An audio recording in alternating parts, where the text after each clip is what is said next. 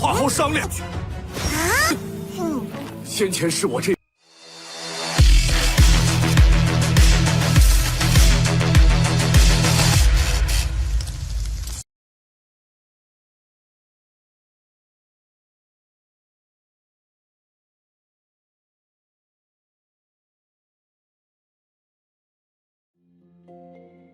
Halo semuanya, selamat datang di Ruang Sinema. Bagaimana kabar kalian semua? Semoga selalu sehat dan baik-baik saja.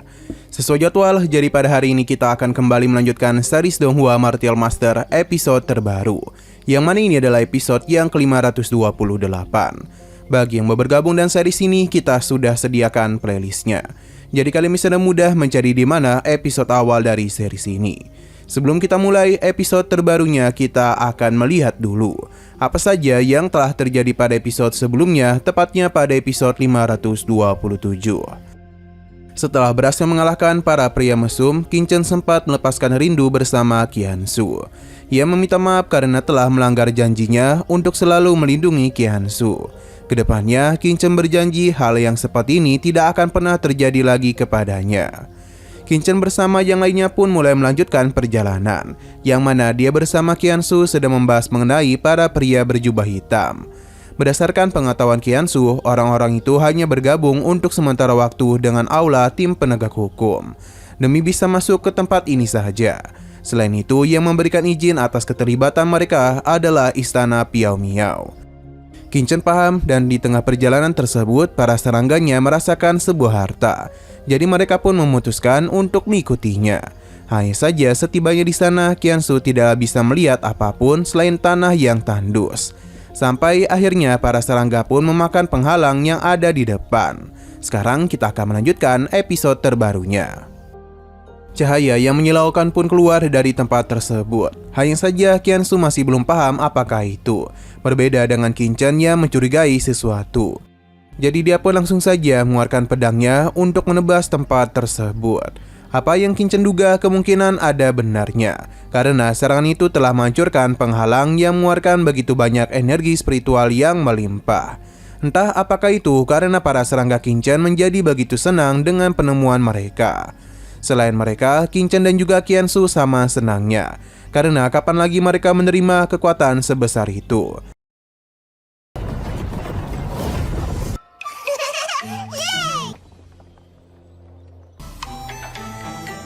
Hanya saja kesenangan mereka terganggu oleh kedatangan seorang pria yang mengatakan kalau ini adalah urat dari batu murni.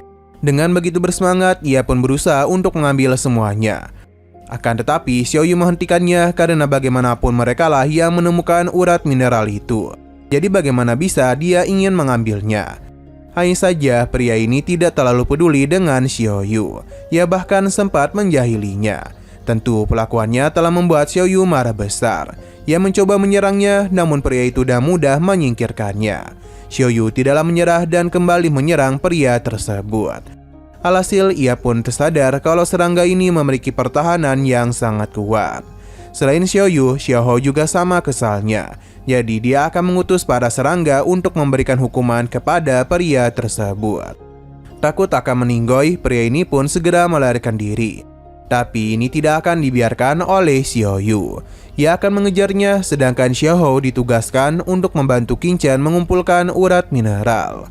Qiansu dan juga Qingchen tidaklah bisa menghentikan mereka karena kedua serangga ini bertindak tanpa perintah darinya. Dengan keberadaan para serangga, mengumpulkan urat mineral itu bukanlah hal yang sulit. Bahkan hanya dalam waktu beberapa menit saja, urat mineral yang begitu melimpah telah berhasil mereka simpan. Xiaohou bahkan sempat menikmati tetesan dari urat mineral.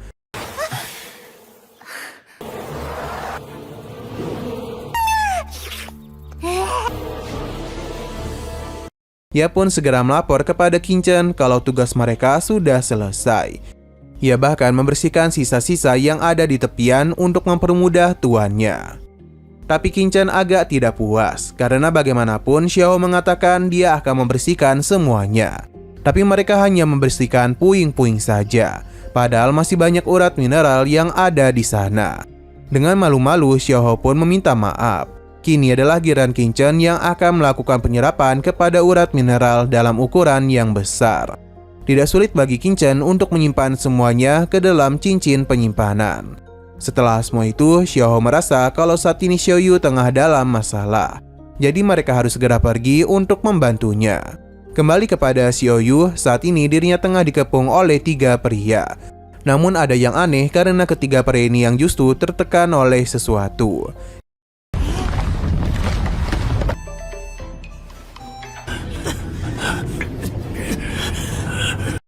Qingchen pun datang yang membuat orang-orang di sana terkejut.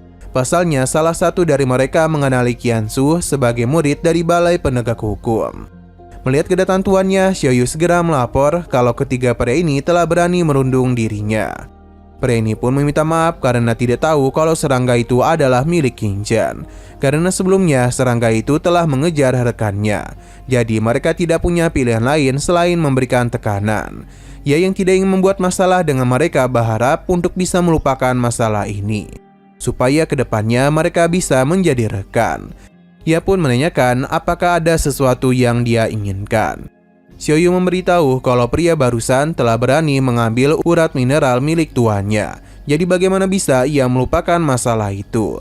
Andai saja ia datang bersama teman-temannya, maka mereka itu tidak akan memiliki kesempatan untuk pergi melarikan diri. Perkataan Xiaoyu telah membuat orang-orang ini menjadi ketakutan. Terlebih lagi, Xiaohou datang bersama para serangga lainnya, yang tentu semakin membuat orang-orang ini panik. Xiaoyu senang mereka datang di waktu yang tepat, karena mereka harus segera membalaskan dendamnya. Para serangga pun mulai melakukan serangan dalam skala besar untuk bisa memakan ketiga pria tersebut. Pemimpin ini pun meminta maaf dan lebih baik mereka membicarakan masalah ini dengan berbicara. Xiaoyu sengaja melakukan hal itu untuk bisa membuat orang-orang ini takut.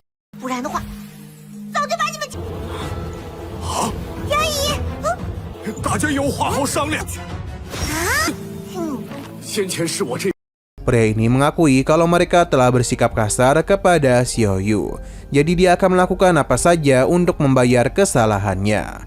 Qingchen yang tertarik menganggap kalau ini hanyalah masalah kecil saja, jadi tidaklah perlu kompensasi apapun.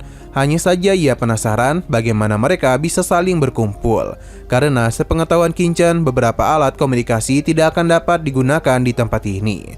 Ternyata mereka memiliki alat komunikasi yang unik dari sekte Huyin.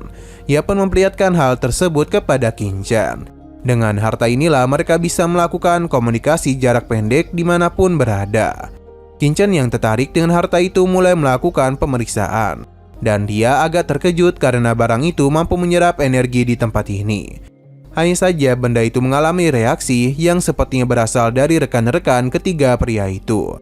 Alhasil mereka yang pergi pun disusul oleh Abang Qingchen, karena dia penasaran apa yang sedang terjadi di sana. Pada akhirnya mereka pun melihat orang-orang yang sedang berkumpul di hadapan asap ungu.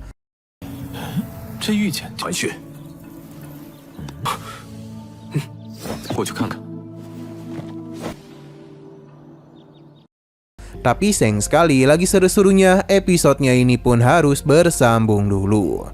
Nah, sebelum kita akhiri seperti biasa kita akan melihat preview bagian selanjutnya. Sepertinya perselisihan telah terjadi di tempat tersebut karena Qingchen mengerahkan para serangganya untuk menyerang beberapa pria. Entah apa yang terjadi karena yang diperlihatkan di sini hanyalah penyerangan yang Qingchen lakukan saja.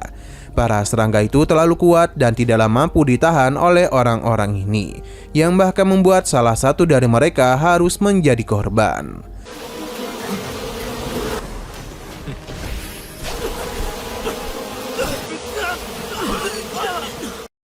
Oke, sekian dulu pada video kali ini. Untuk video selanjutnya akan segera hadir.